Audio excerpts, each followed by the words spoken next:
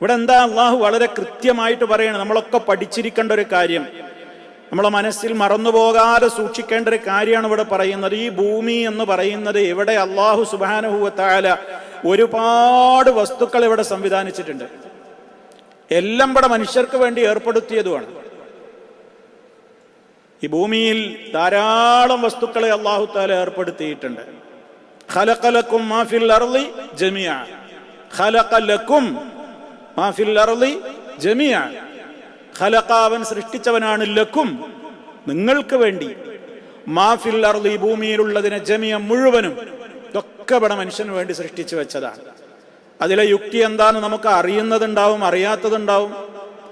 ഓരോ വസ്തുക്കളും ഇവിടെ ഭൂമിപ്പുറത്ത് അവയുടേതായ ഡ്യൂട്ടി നിർവഹിച്ചുകൊണ്ടിരിക്കുന്നുണ്ട്. ചിലപ്പോൾ നമ്മളെ മനസ്സിൽ തോന്നും, എന്തിനാ ഇവിടെ അള്ളാഹ് പാമ്പിനെ സൃഷ്ടിച്ചിട്ടുള്ളത്?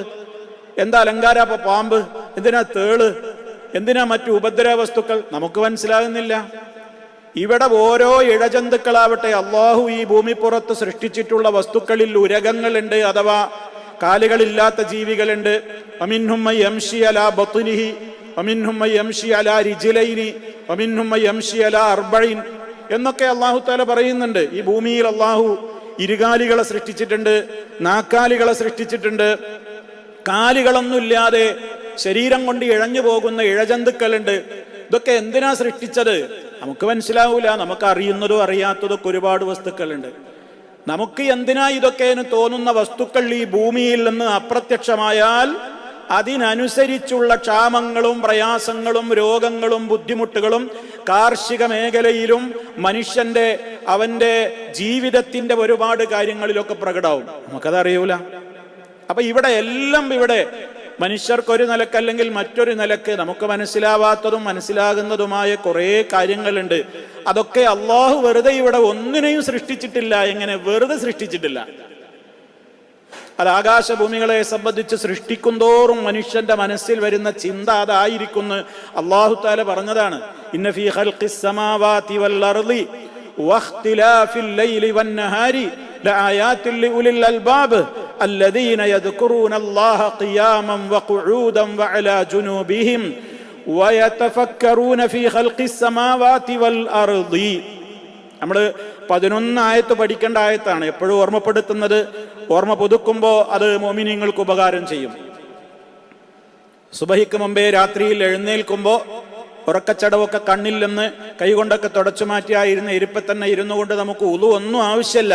നമുക്ക് പറയാവുന്ന 11 ആയത്തുകളാണ് സൂറത്ത് ആല ഇമ്രാനിന്റെ അവസാന ഭാഗത്ത് ഇന്ന ഫീ ഖൽഖിസ് സമാവാതി കൊണ്ട് തുടങ്ങുന്ന. എന്തായാലും ആശയം ചുരുക്കി പറയാണ്, ആകാശഭൂമികളുടെ സൃഷ്ടിപ്പിലും രാപ്പകലുകൾ മാറി മാറി വരുന്നതിലും, അഥവാ സൂര്യചന്ദ്ര നക്ഷത്രാദികളുടെയൊക്കെ സൃഷ്ടിപ്പിലൂടെയാണ് ഇവിടെ രാപ്പകല് മാറി മാറി വരുന്നത്. അതിലൊക്കെ ചിന്തിക്കുന്നവർക്ക് വലിയ ദൃഷ്ടാന്തമുണ്ട് എന്നാണ്. എന്നിട്ട് പറഞ്ഞതെന്താണ്? അവരാരാണ്? നൃത്തത്തിലും ഇരുത്തത്തിലും കിടത്തത്തിലൊക്കെ അള്ളാഹുവിനെ സദാ ഓർക്കുന്നവരാണ് എന്നാണ് തുടർന്നുകൊണ്ട് പറയുന്നത്. വീണ്ടും എടുത്തു പറയാണ്, വയതഫക്കറൂന ഫീ ഖൽഖിസ് സമാവാതി വൽ അർളീൻ. ആകാശഭൂമികളിലുള്ള മുഴുവൻ കാര്യങ്ങളും, ആകാശഭൂമികളുടെ സൃഷ്ടിപ്പിനെ കുറിച്ച് അവര് ചിന്തിക്കുന്നവരാണ്. ആ ചിന്തയുടെ ബൈ പ്രൊഡക്റ്റ് എന്താ പറഞ്ഞത്? അടുത്ത ആയത്തിന് എന്താ? അടുത്ത ഭാഗം അവരുടനെ പറയുന്നത് എന്താ? ഈ ചിന്തിക്കും തോറും അവരുടെ മനസ്സിൽ വരുന്നൊരു തെളിഞ്ഞു വരുന്നൊരാശയുണ്ട്. അതെന്താ? റബ്ബന മാ ഖലഖ്ത ഹാദാ ബാത്തില. ഞങ്ങളുടെ രക്ഷിതാവേ, മാ ഖലഖ്ത ഹാദാ, ഇതൊന്നും നീ സൃഷ്ടിച്ചിട്ടില്ല, ബാത്തില, വെറുതെ സൃഷ്ടിച്ചിട്ടില്ല. എല്ലാത്തിനും നിനക്കൊരു ഹിക്മത്തുണ്ട്. ഇവിടെ എന്തിനെ പഠിച്ചിട്ടുണ്ടോ എല്ലാത്തിനും അള്ളാഹുവിനൊരു ഹിക്മത്തുണ്ട്.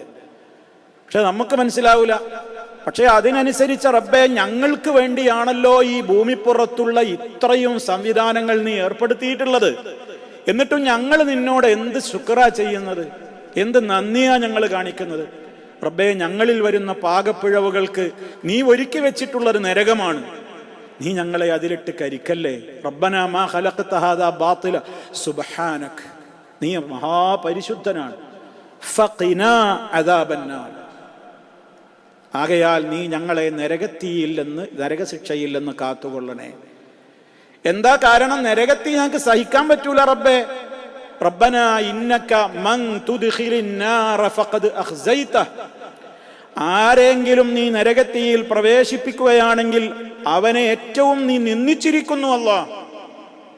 വമാ ലിസ്സാലിമീന മിൻ അൻസാർ, അക്രമികൾക്ക് ഒരു സഹായികളും ഉണ്ടാവുകയില്ല. റബ്ബേ, ഞാൻ അതിൽ ഉൾപ്പെടരുതേ. നമ്മൾ ഉറക്കത്തുനിന്ന് തെളിഞ്ഞ് നമ്മുടെ പ്രഭാതത്തിൻ്റെ തുടക്കത്തിൽ തന്നെ നമ്മൾ പറയുന്ന 11 ആയത്തുകളുടെ ആമുഖമാണ് ഇപ്പോൾ നമ്മൾ ഈ കേട്ടത്. ഞാനിത് പറയുന്നത് അല്ലാഹു സുബ്ഹാനഹു വ തആല നമുക്ക് വേണ്ടി ഭൂമുഖത്ത് സൃഷ്ടിച്ചിട്ടുള്ളതിനെയൊക്കെ നമ്മൾ ഡെയിലി ഓർക്കുന്നുണ്ട്. പക്ഷെ നമ്മൾ എത്ര പേര് ഓർക്കുന്നുണ്ട്? ഇതൊക്കെ നമുക്ക് വേണ്ടിയാണ് ഏർപ്പെടുത്തിയിട്ടുള്ളത്. മനുഷ്യനോട് ചിന്തിക്കാൻ പറയുന്നുണ്ട്. അഫലാ യൻദുറൂന ഇലൽ ഇബിൽ, ഒട്ടകത്തിലേക്ക് അവർ നോക്കുന്നില്ലേ? എങ്ങനെയാണ് അതിന്റെ സൃഷ്ടിപ്പ്? താമസിക്കുന്ന ഭൂമിയിലേക്ക് നോക്കുന്നില്ലേ? ചുറ്റുഭാഗത്തുമുള്ള പർവ്വതത്തിലേക്ക് നോക്കുന്നില്ലേ? ആകാശത്തിലേക്ക് നോക്കുന്നില്ലേ? എന്നൊക്കെ അള്ളാഹു പറയുന്നുണ്ട്. ഇവിടെ എന്തും അള്ളാഹു നമുക്ക് വേണ്ടിയാ സൃഷ്ടിച്ചിട്ടില്ല.